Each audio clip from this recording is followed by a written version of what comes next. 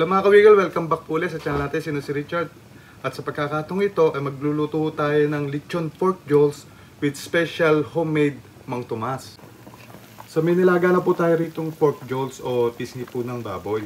Mga 45 minutes to 1 hour lang po natin ito ilalaga, tapos i-oven po natin, ililechon natin. Pero bago po yan, gumawa muna tayo ng special sauce.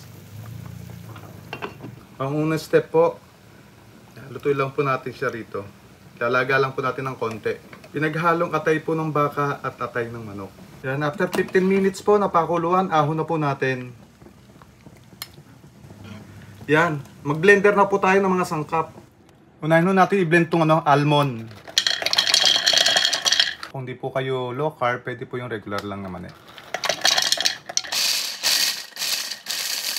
Sunod po natin itong sibuyas. Saka po bawang. Sunod naman po natin itong mga atay. Sama-sama na po yan. Lagay po tayo konting tubig para makatulong po ito para mabilis po makaikot.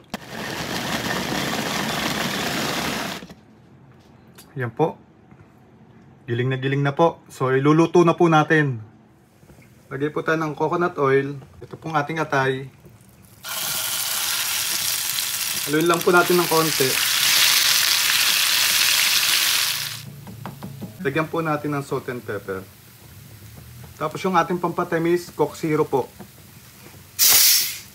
Kung hindi naman po kayo low carb, pwede naman po yung regular na sugar o kaya regular na soft drinks po.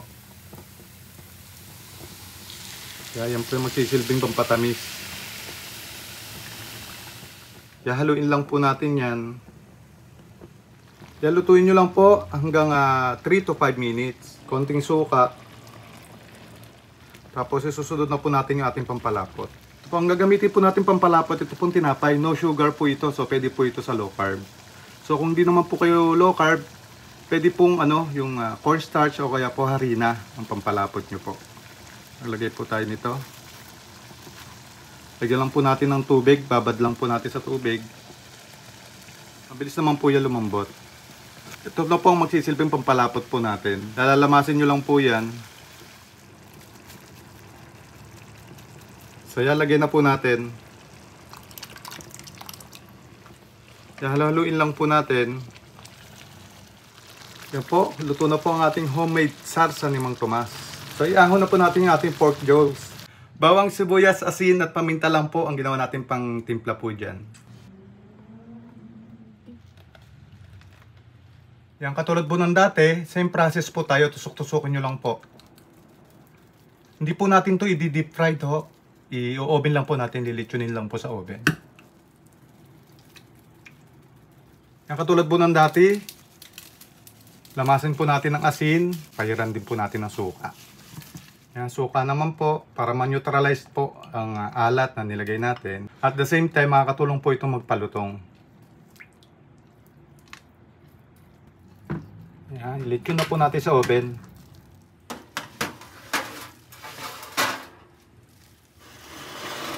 Yan po, luto na po. Natin ganong kalutong. Kaya hindi po ako nagbigay ng oras. Check nyo po time to time kapag malutong na. Ito po sa akin, inabot po ng nahigit po 2 oras. Sobrang lutong na po. Mukbang na po tayo. Yan po, luto na po ang ating lechon pork joll. At saka po ito po ang ating homemade sarsa ni Mang Tomas. Yan, sana po nasundan nyo. Napakasarap po yan. Tsaka siyempre nagluto po siya ni Bes ng ginisang sayote. At tapos meron po tayo itong rice. Meron po tayo lemon water. At bago nga po pala, kung gusto nyo pong mapanood to ng uncut, punta po kayo sa YouTube channel po natin, sino si Richard. Yung pong gusto nyo mga pinahabang video. At kung gusto nyo po naman po ay yung pong pinaikling video po at merong cut, dito po sa ating FB page. Yan po, bago po tayo magsimula, pray po muna tayo. Maraming salamat po sa pagkain pinagkaloob niyo po ngayong araw nito at maraming salamat po sa buong araw na kaligtasan. Ganyan po mga viewers po namin. Mga po lagi po kaming meron makakain sa araw-araw at pagliligtas po. Maraming salamat po, Ma. Ito po sa dalangin sa inyong bugtong na sa Kristo ang namin at paligtas. Amen. So yun, hugas na po tayo ng kamay. Hubang na po tayo.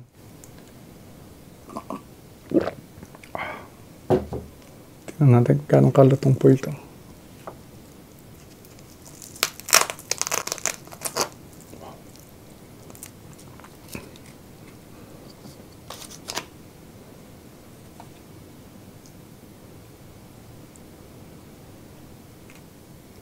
Kain po.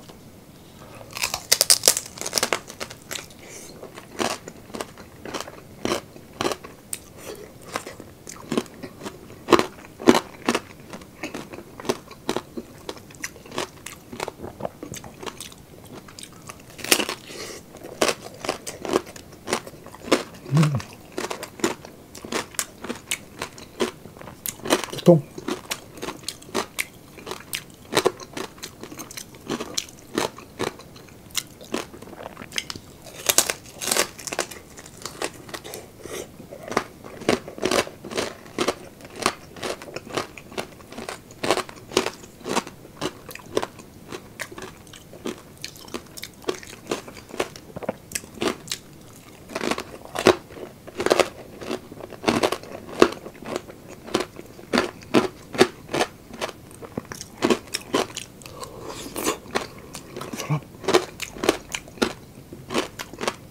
Kanin po.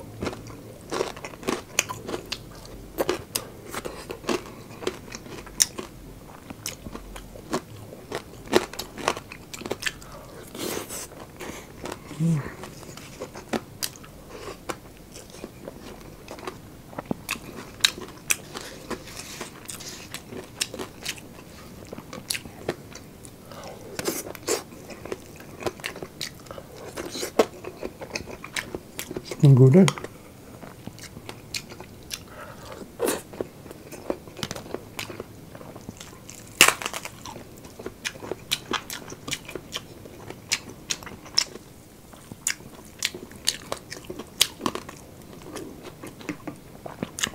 Kain po.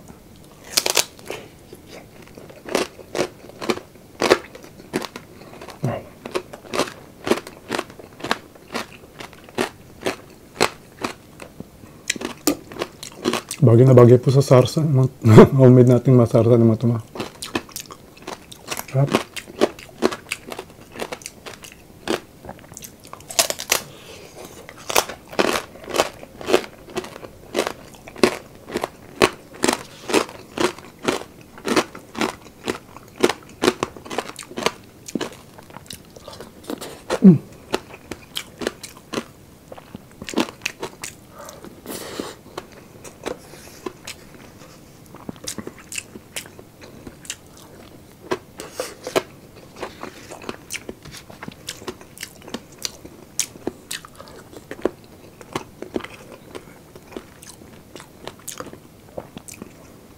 Ito pa shiitake rice.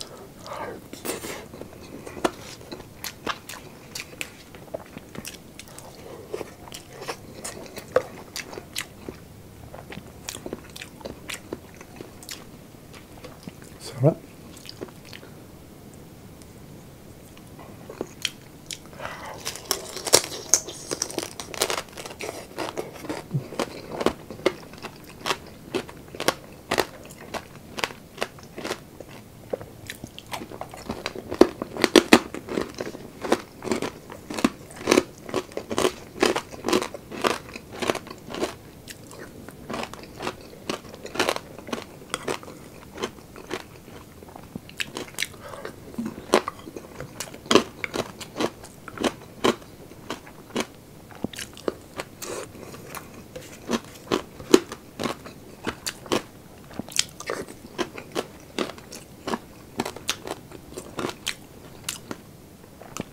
Lechon na lechon po.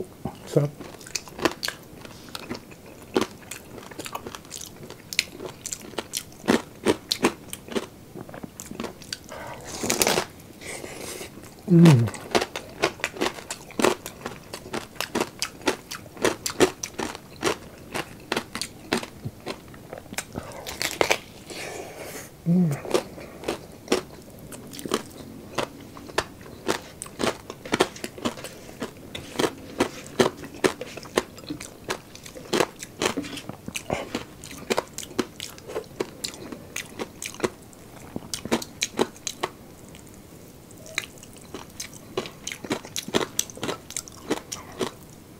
Laman.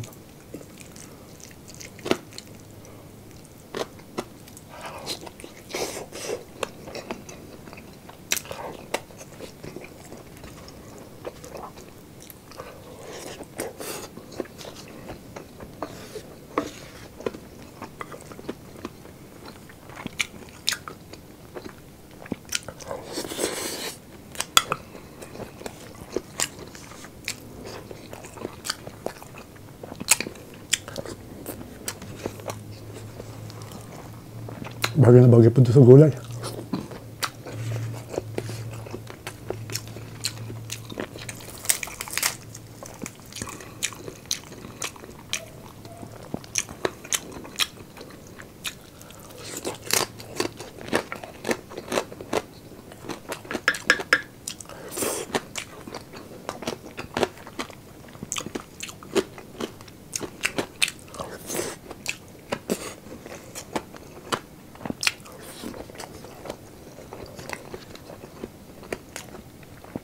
Tamang-tama po yung pagkatamis niya. Sarap.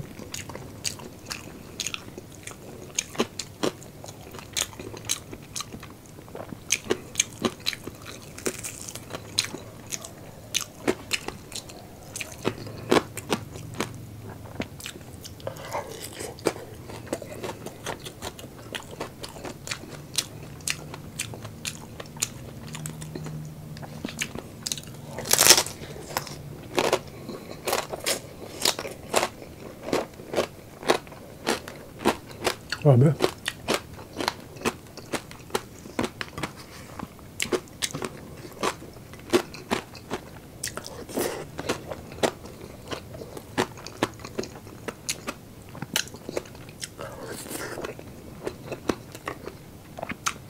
Nakalimutan ko po magkanaw ng suka ang manghang. Bagay din po ito sa suka.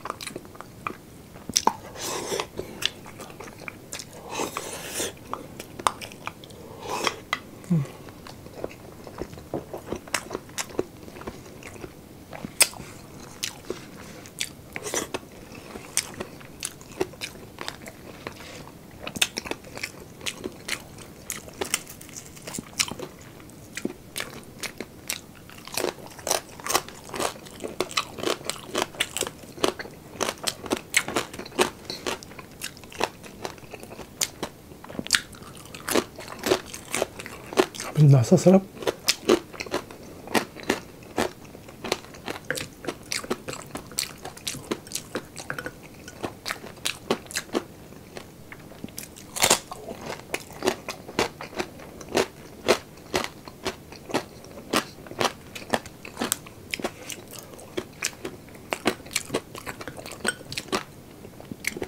That's bet po.